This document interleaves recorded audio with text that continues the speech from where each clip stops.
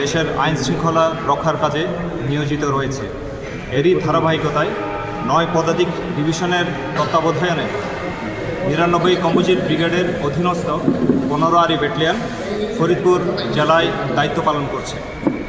আসন্ন নির্বাচনের পূর্বে দেশের আইন শৃঙ্খলা পরিস্থিতি সমুন্নত রাখার জন্য বাংলাদেশ সেনাবাহিনী সারা দেশব্যাপী অবৈধ অস্ত্র উদ্ধার ও সন্ত্রাসীদের গ্রেফতারের জন্য সাঁড়াশি অভিযান পরিচালনা করছে। গোয়েন্দা তথ্যের ভিত্তিতে আমরা গতকাল জানতে পারি কিছু দুষ্কৃতকারী থানা হতে লুটকৃত পুলিশের অস্ত্র অথবা পুলিশ কর্তৃক জব্দকৃত অবৈধ অস্ত্র দ্বারা এই এলাকায় সন্ত্রাসী কার্যক্রম পরিচালনা করছে।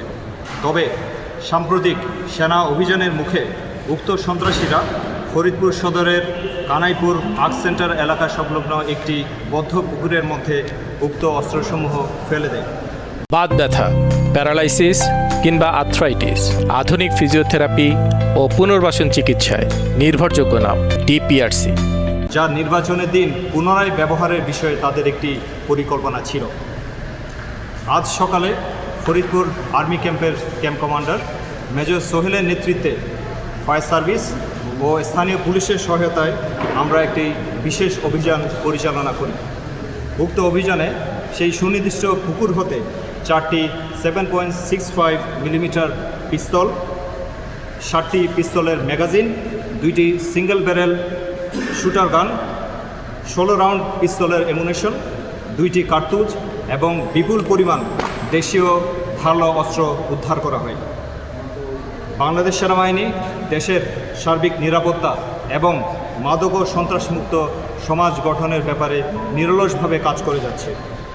বাংলাদেশ সেনাবাহিনী সর্বদাই ন্যায়ের পক্ষে এবং সকল প্রকার অন্যায়ের বিপক্ষে রয়েছে।